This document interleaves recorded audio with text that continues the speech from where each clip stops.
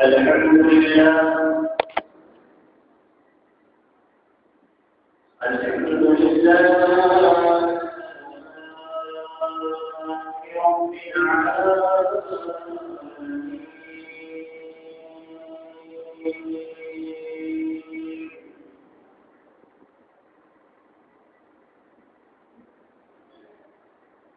والصلاة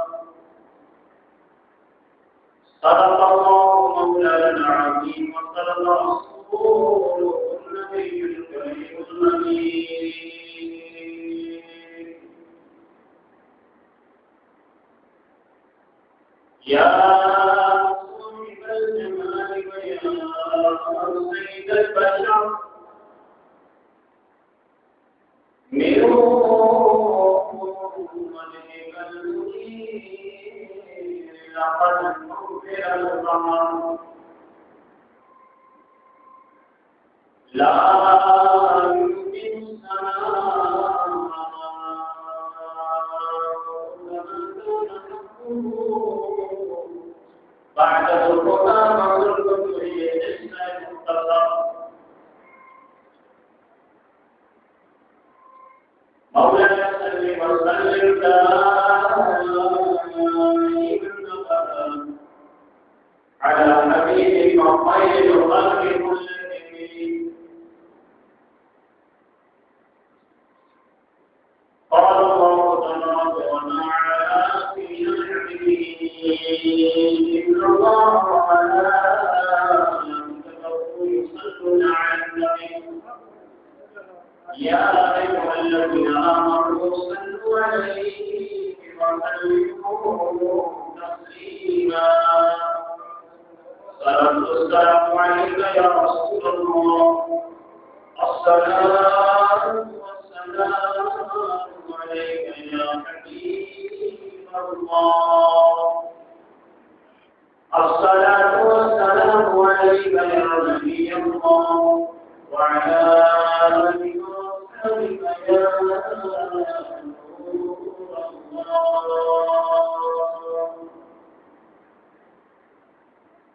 اللہ تبارک و تعالی کی ثنا کے بعد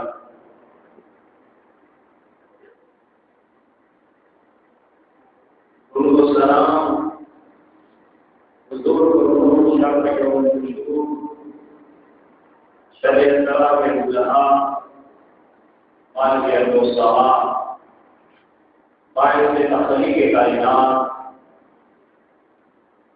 جامع کائنات کے جامع کائنات محمد مصطفیٰ صلی اللہ تعالی علیہ وسلم من المعالیہ والقلوب الصلاة والسلام کے بعد واجب الاحترام اللہ تبارک و تعالی کا شکر ہے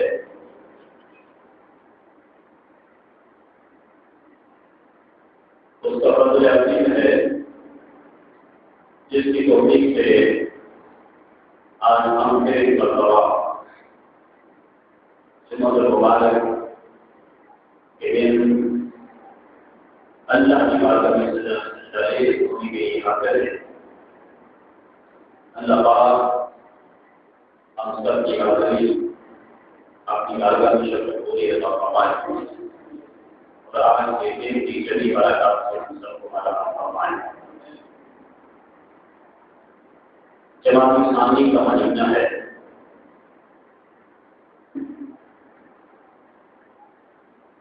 آج بھی جماعت اسلامی کے ساری جماعت اسلامی کو امام الصحابہ جانشین حبیب خدا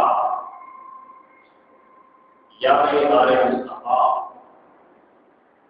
ممدوح مولا مرتضیٰ رونق بازار مصطفیٰ حامل انوار مصطفیٰ مرکز اسرار مصطفیٰ خلیفہ اول خلیفہ راشد خلیفہ خلافت حضرت سیدنا امیر المومنین صدیق اکبر رضی اللہ تعالی عنہ کا یوم وفات.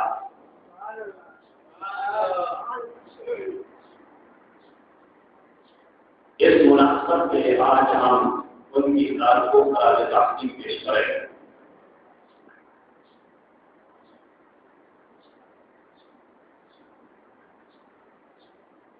حضرت سیدنا صدیق اکبر رضی اللہ تعالی عنہ کا اسم گرامی عبد اللہ ہے.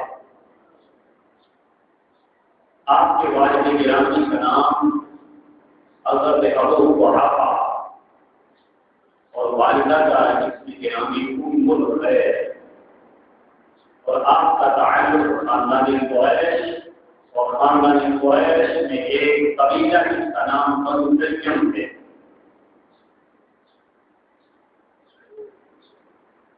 عبداللہ آپ کا نام ہے، ابو بکر آپ کی کنیت ہے، صدیق اور عتیق آپ کے لقب ہیں. اور یہ شخص صرف حضرت سیدنا صدیق اکبر کو حاصل ہے کہ آپ خود بھی صحابی ہیں، والد بھی صحابی ہیں، والدہ صحابیہ ہے، اولاد بھی صحابی، یہی نہیں بلکہ آپ کی کئی پوچھیں صحابیت کے مقام پر پائے۔ آپ کی سب سے پہلی فضیلت آپ کا صحابی ہونا، دوسری فضیلت آپ کا صدیق ہونا، تیسری فضیلت آپ کا عتیق ہونا۔ جتنی بھی فضیلتیں آپ کی ہیں، مثلاً آپ کی صداقت، اخلاص، تقویٰ، سخاوت، ان تمام امور کا ذکر قرآن مجید میں موجود ہے۔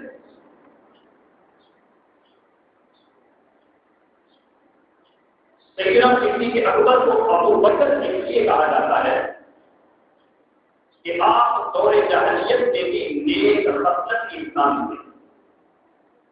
آپ کو معلوم ہے کہ دور جاہلیت میں شراب پانی کی طرح اس کا استعمال ہوتا تھا، پانی کی جگہ کی شراب کا استعمال، لیکن اللہ کا اتنا خصوصی کرم تھا حضور کے اس رفیق دائمی اور غاریار پر کہ آپ نے دور جاہلیت میں 30 سال گزارے لیکن شراب کا ایک گھونٹ بھی اپنی طرف سے نیچے چھوٹا، پوری زندگی شراب کے نشے اور مائکے سے دور رہے۔ یہی وہ آپ کی نیک خصلت اور سیرت ہے جس کی وجہ سے آپ کو ابو بکر کے نام سے موسوم کیا جاتا ہے۔ ابو بکر کا معنی ہے، ابو بکر اس ذات کو کہتے ہیں جس کا ظاہر اور باطن نجاست اور غلیظی سے پاک اور صاف ہو۔ قرآن مجید کی جو آیت نے تلاوت کی، اس میں آپ کی صحابیت کا ذکر ہے۔ جب غار ثور میں آپ ہجرت مدینہ کے دوران حضور کے ساتھ 3 دن تک غار میں رہے، قرآن مجید کہتا ہے کہ اس دوران کفار مشرکین مکہ حضور کی تلاش میں سرگرداں تھے۔ اعلانات ہو گئے کہ جو حضور علیہ السلام کو تلاش کر کے لائے گا اس کو 100 ارب کے سخت انعام دیے جائیں گے۔ تو کفار گھوڑوں پر سوار ہو کر جب وہ غار ثور کے ارد گرد چکر لگا رہے تھے، جب گھوڑوں کی آوازیں آئیں، حضرت صدیق اکبر کے دل میں تھوڑا سا خوف پیدا ہوا، اپنی ذات کا خوف نہیں بلکہ محبوب کی جان کی خوف، محبوب کی جان کا خوف۔ عرض کیا آقا کفار سر پر پہنچ گئے، اگر اس کو معلوم ہو گیا تو کیا ہوگا؟ ادھر اللہ نے جبریل امین کو حکم دیا، اے جبریل میرے حبیب کا حبیب، میرے دوست کا دوست اپنے دل میں یہ خوف محسوس کر رہا ہے، تو جا اور پیغام دے، اذ یقول لصاحبہ لا تحزن ان اللہ معنا۔ یا رسول اللہ اپنے پیارے صحابی، اپنے پیارے دوست سے یہ فرما دو، اے میرے پیارے دوست غم نہ کر، خوف نہ کر، اللہ ہمارے ساتھ ہے۔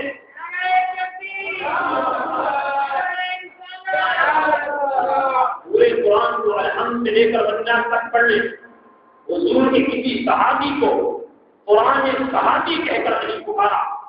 1,24,000 صحابہ، صحابیت کا شرف حضور کے ہر غلام کو نصیب ہوا، لیکن سیدنا صدیق اکبر کی صحابیت حدیث سے نہیں بلکہ قرآن کی نص سے ثابت ہے۔ لہٰذا ابو بکر صدیق کی صحابیت کا انکار قرآن کی آیت کا انکار ہے۔ اس کے بعد آپ کا لقب ہے صدیق۔ صدیقیت کا لقب آپ کو تاریخ نے نہیں دیا بلکہ در حقیقت صدیق کا لقب اللہ رب العزت نے عطا فرمایا ہے۔ قرآن مجید اس کا ذکر یوں بیان کرتا ہے، فرمایا والذی جاء بالصدق وصدق به اولئک هم المتقون۔ وہ ذات جو سچائی لے کر آئی اور وہ جس نے اس سچائی کی تصدیق کی۔ سیدنا علی مرتضیٰ شیر خدا رضی اللہ تعالیٰ عنہ فرماتے ہیں، مسند بزار میں روایت، امام حاکم نے بھی اس کو روایت کیا، امام ابن عساکر نے اس کو روایت کیا. سیدنا علی شیر خدا فرماتے قرآن مجید کی اس آیت میں دو ہستیوں کا ذکر ہے. والذی جاء بالصدق، وہ ہستی جو سچائی لے کر آئی وہ محمد مصطفیٰ کی ذات ہے. وصدق به، اور جس نے سب سے پہلے اس سچائی کی تصدیق کی وہ سیدنا صدیق اکبر کی ذات ہے. آپ کس طرح تصدیق ہوئے؟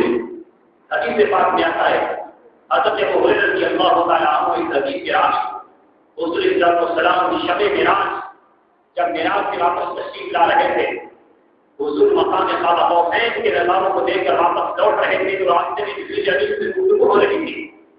حضور نے جبریل امین سے پوچھا، فرمایا یا جبریل ان قومی لا یصدقونی، اے جبریل اللہ رب العزت نے جو نظارے، جو عالم بالا کی سیر و سیاحت اور جو مناظر اللہ نے مجھے دکھائے ہیں، میرا خیال ہے کہ میری قوم اس کو سچا نہیں مانے گی، میری قوم اس واقعے کی تصدیق نہیں کرے گی. جبریل امین نے کہا یا رسول اللہ یہ صدق کا ابو بکر وهو صدیق، یا رسول اللہ قوم تصدیق کرے یا نہ کرے اس میں کوئی حرج نہیں، آپ کی اس تصدیق ابو بکر کریں گے کیونکہ خدا نے انہیں صدیق کے مقام پر فائز کیا ہے. اور صبح ایسا ہوا جب سب کفار نے جھٹلایا لیکن ابو بکر نے تصدیق کی. میرے آقا نے ابو بکر کو سینے سے لگا کر ابو بکر سے فرمایا ابو بکر تمہیں مبارک ہو، خدا نے تجھے صدیق کا لقب عطا فرمایا ہے.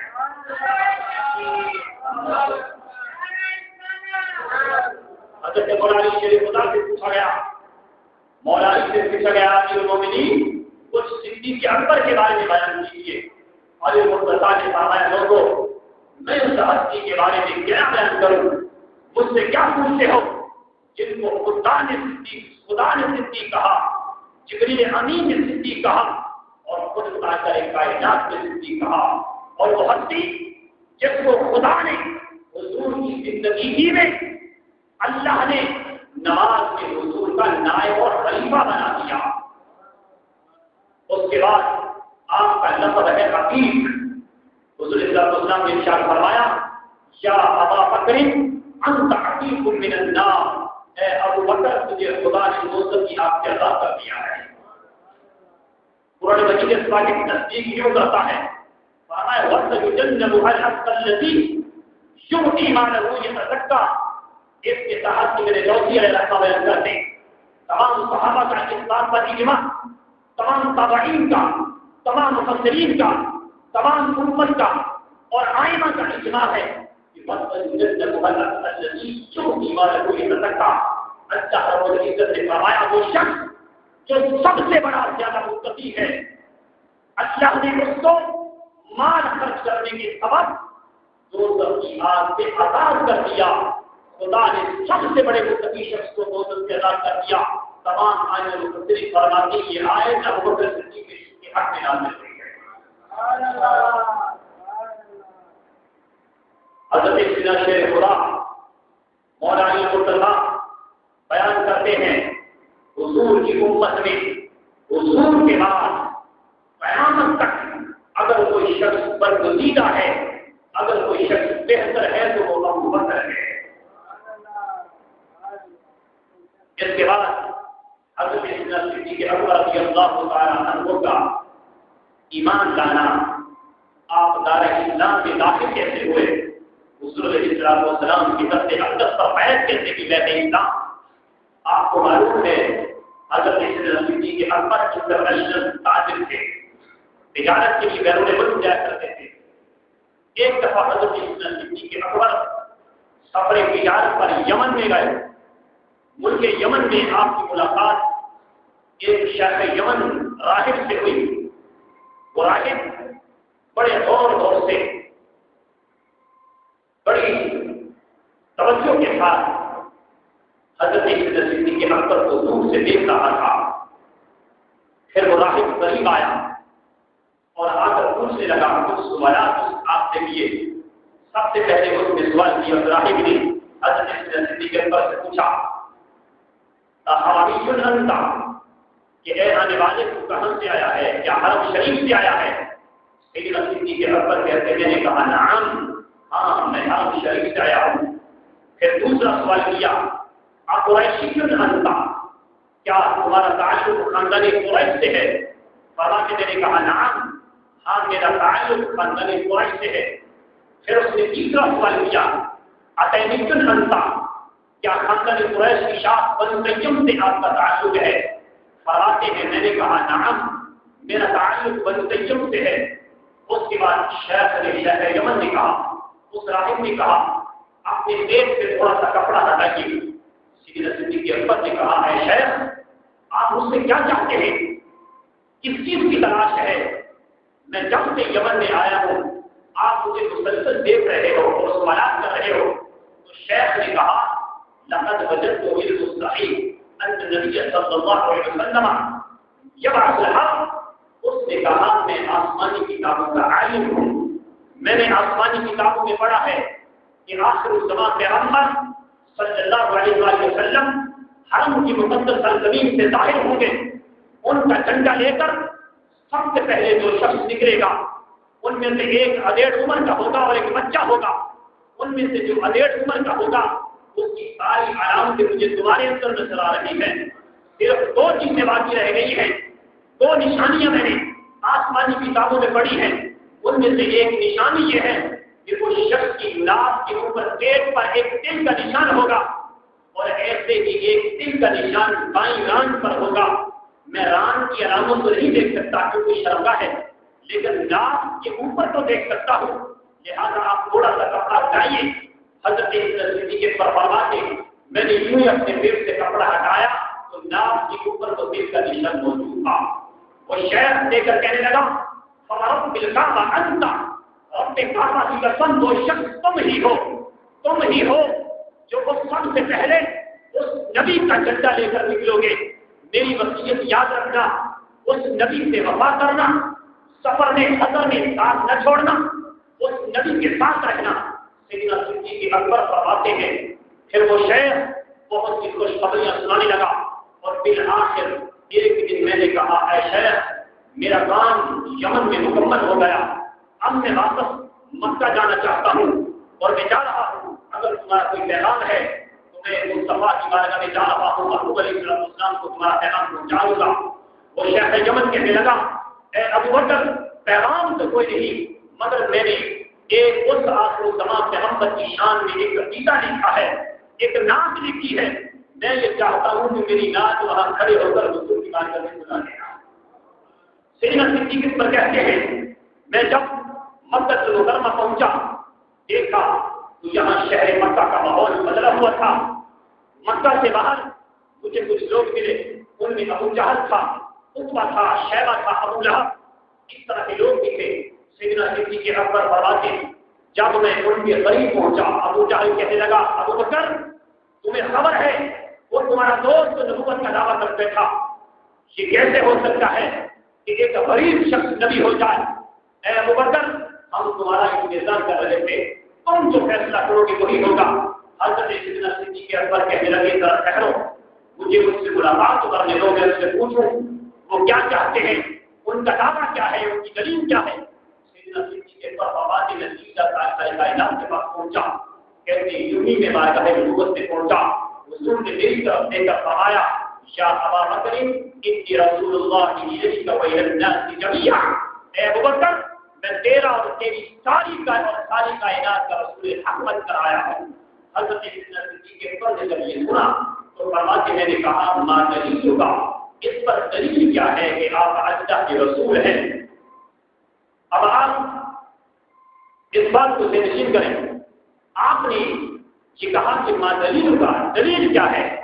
آپ نے دلیل جو مانگی اپنے لیے نہیں بلکہ کفار کے لیے مانگی، کیونکہ کفار کے پاس جانا تھا تاکہ آپ کفار کو منہ توڑ جا کر جواب دے سکے۔ اپنے لیے دلیل نہیں مانگی، کیونکہ حدیث پاک میں صلی اللہ علیہ وسلم نے ارشاد فرمایا میں نے جس شخص کو بھی اسلام کی دعوت دی اور اپنا نبی ہونا بتایا، ہر شخص نے مجھ سے سوچنے کے لیے ٹائم مانگا، کسی نے معجزہ طلب کیا، کسی نے دلیل مانگی، الا ابا بکر سوائے ابو بکر کے میں نے یوں ہی ابو بکر سے کہا ہے ابو بکر میں اللہ کا رسول ہوں۔ ابو بکر نے صرف اور بغیر سوچے سمجھے صرف اور میری آواز پر صحیح کہا۔ تو دلیل اپنی نے نہیں مانگی بلکہ کفار کے لیے، دل تو پہلے محبوب علیہ السلام کو ابو بکر کا دل تو پہلے بھی رسول اللہ صلی اللہ علیہ وسلم پر فدا تھا. عرض کہ یا رسول اللہ آپ اللہ کے رسول ہیں, اس پر دلیل کیا ہے؟ میرے محبوب علیہ السلام نے فرمایا ابو بکر دلیل یہ ہے الشیخ الذی لقیتہ بالیمن, ابو بکر میری نبوت کی دلیل وہ شیخ ہے جس سے تم یمن میں ملاقات کر کے آئے ہو. سیدنا صدیق اکبر عرض کرنے لگے آقا کم من شیخ لقیتہ, میں تو بہت سے شیخوں سے ملاقات کر کے آیا ہوں, آپ کی نبوت کی دلیل کون سا شیخ ہے؟ آپ نے فرمایا ابو بکر میری دلیل وہ شیخ ہے جس نے تمہیں میری نعت دے کر لیتا ہے اور میری نعت دے کر کہا ہے کہ میری نعت جا کر آقا کو سنا دینا. حضرت صدیق اکبر نے جب سنا اور عرض کیا کہ اپنا درجہ اقدس آگے کیجیے تاکہ میں کلمہ پڑھ کر مسلمان اور سب سے پہلا مناظر کرنا چاہتا ہوں. کلمہ پڑھ کر باہر نکلے, کفار کو انتظار تھا ابو بکر آئیں گے ہمارے حق سے فیصلہ کریں گے. جب آپ کفار کے سامنے آئے ابو جہل کہنے لگا ابو بکر بتاؤ کیا فیصلہ کیا آپ نے؟ آپ نے فرمایا میں نے فیصلہ کر لیا اور فیصلہ یہ کیا ہے کہ میں کلمہ پڑھ کر غلامی مصطفیٰ بن چکا ہوں. انہوں نے کہا ابو بکر تو نے کون سی چیز دیکھی اور کلمہ پڑھ لیا؟ پہلے تو بتا تیرے پاس کیا دلیل ہے؟ وہ اللہ کے رسول ہیں. آپ نے فرمایا وہ نبی ہیں, وہ رسول ہیں, خدا کی قسم وہ نبی ہیں, وہ رسول ہیں. ظالموں جو نبی مکہ میں بیٹھ کر یمن کی خبریں دے سکتا ہے وہ نبی فرش پر بیٹھ کر عرش والے کی خبریں بھی دے سکتا ہے.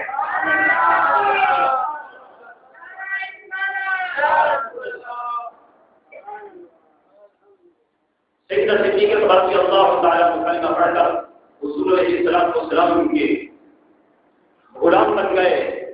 سب سے پہلے غلام مصطفیٰ بنے حضرت محترم حضرت سیدنا صدیق اکبر رضی اللہ تعالیٰ عنہ. عالم اسلام کی وہ شخصیت ہے, وہ مقام ہے سیدنا صدیق اکبر کا. حضرت سیدنا صدیق اکبر رضی اللہ تعالیٰ عنہ امیر المومنین بننے کے بعد, خلیفۃ المسلمین بننے کے بعد تلوار پکڑی, گھوڑے پر بیٹھ کے جہاد کرنے کے لیے میدان جنگ میں جانے لگے. سیدنا شیر خدا علی مرتضیٰ رضی اللہ تعالیٰ دوڑ کر آگے بڑھے, گھوڑے کی لگام پکڑ لی اور فرمایا امیر المومنین کہاں جا رہے ہو؟ فرمایا کفار سے لڑنے جا رہا ہوں. علی شیر خدا علی مرتضیٰ نے عرض کی امیر المومنین ارجع الی المدینہ, امیر المومنین آپ مدینہ سے واپس لوٹ جائیے, ابھی ہم ہیں, ہم لڑیں گے, اپنے آپ کو بچائیے, اپنی حفاظت کیجیے. کیونکہ میں وہ جملہ ابھی تک نہیں بھولا, میں فرمان مصطفیٰ ابھی تک میرے کانوں میں وہ گونج رہا ہے. تاجدار کائنات نے بہت کے مقام پر فرمایا تھا اے ابو بکر اپنے آپ کو سنبھال کر رکھو, اگر تمہیں نقصان ہوا تو اسلام کا نظام درمرم ہو جائے گا. اور حضرت علی نے فرمایا آج میں آپ کو وہی بات کہتا ہوں میرے مومنین واپس ارجع الی المدینہ, آپ مدینہ واپس لوٹ جائیے. اگر آپ کو نقصان ہو گیا تو اسلام کا نظام نہیں چلے گا. یہ حضرت صدیق رضی اللہ تعالیٰ عنہ کا مقام ہے عالم اسلام میں. اس کے بعد حضرت صدیق رضی اللہ تعالیٰ عنہ سفر میں حضرت حضور صلی اللہ علیہ وسلم کے ساتھ رہے. حضور صلی اللہ علیہ وسلم کی عشق اور محبت میں آپ کا مقام سب سے بلند تھا. حضرت فخر الامام فخر اللہ کی تفسیر کبیر میں لکھتے ہیں حضرت صدیق رضی اللہ تعالیٰ عنہ حضور صلی اللہ علیہ وسلم کے ساتھ ہم وقت رہنے والے, غار کے ساتھ رہنے والے, سفر میں ساتھ رہنے والے, حضر کے ساتھ رہنے والے. ہمارے جب صدیق اکبر رضی اللہ تعالیٰ عنہ کی بیمار کا وقت قریب آیا, 22 جماعت الثانی بستر پر لیتے ہیں, لیتے لیتے خیال آیا ساری زندگی حضور کے قدموں میں رہا, سفر میں حضور کے ساتھ رہا, حضر میں حضور کے ساتھ رہا, غار میں حضور کے ساتھ رہا. اب میرا دل کرتا ہے کہ مزار میں بھی حضور کے ساتھ رہا, لیکن معلوم نہیں کہ مزار میں حضور مجھے اپنے پیسے میں لے جائیں یا نہ لے جائیں. گھر والوں سے کہا جب میری روح اپنی روٹی سے سوال کر جائے, اپنی بیٹی ام المومنین حضرت عائشہ صدیقہ رضی اللہ تعالیٰ عنہا کو بلائے اور فرمایا بیٹی مجھے نیا کفن نہ دینا, مجھے کفن کی ضرورت نہیں, مجھے انہی کپڑوں میں دفن کر دینا. اگر میں کفن کا مستحق ہوا, میرے اعمال اچھے ہوئے تو اللہ تبارک و تعالیٰ مجھے جنت کا لباس پہنا دے گا. میں کفن کا مستحق نہ ہوا, میرے اعمال اچھے نہ ہوئے, یہ کفن کسی مسکین غریب کے کام آ جائے گا. پھر فرمایا صحابہ کرام کو بلایا اور فرمایا لوگوں میرا جنازہ پڑھ کر چارپائی اٹھا کر آقا کی بارگاہ میں لے جانا. روضہ اطہر کے سامنے دروازے پر جا کر چارپائی رکھ دینا اور ہاتھ باندھ کر عرض کرنا یا رسول اللہ غار یار آیا ہے, سفر کا ساتھی آیا ہے, حضر کا ساتھی آیا ہے. اندر سے آواز آئے تو اجازت مل جائے تو آقا کے پہلو میں لٹا دینا, اجازت نہ ملے تو مجھے سفر کر دینا. لیکن ابھی کے بعد روح قبض سے پرواز کر گئی. دفن اور دفن کے بعد صحابہ کرام نے جنازہ اٹھایا, چارپائی اٹھائی, اٹھا کر مزار رسول پر روضہ اطہر پر زندہ رسول کی بارگاہ میں آ گئے. عرض کہ یا رسول اللہ ابو بکر آیا ہے, غار کا ساتھی آیا ہے, سفر کا ساتھی آیا ہے, حشر کا ساتھی آیا ہے. امام ظفر الغازی کہتے ہیں روضہ اطہر کا دروازہ کھل گیا, اندر سے آواز آئی اوصل الحبیب الی الحبیب, جلدی کرو محبوب کو محبوب کے ساتھ ملا دو. دروازہ کھل گیا, حضور کے پہلو میں لٹا دیا گیا. بس خدا وہ اللہ جس نے سفر اور حضر حضور کا اور ابو بکر کا ایک کر دیا تھا, اس نے مزار بھی یہ کر دیا. بلکہ یہ نہیں بلکہ حدیث کو اٹھا کر دیکھو, میرا نے فرمایا قیامت کے دن سب سے پہلے میری قبر کھل جائے گی, اس کے بعد ابو بکر کی قبر کھلے گی. میرا ہاتھ ابو بکر کے کندھے پر ہوگا. میری امت میں جنت میں سب سے پہلے جانے والا شخص ابو بکر ہوگا. حضور صلی اللہ علیہ وسلم سے آپ کی والہانہ عشق اور محبت جس کا بیان انشاءاللہ الرحمن رات کو کل انشاءاللہ آپ کو بیان کروں گا. اللہ تبارک و تعالی حضرت سیدنا صدیق رضی اللہ تعالی عنہ کے مزار پر قرآن نازل فرمائے. وما علینا الا البلاغ المبین.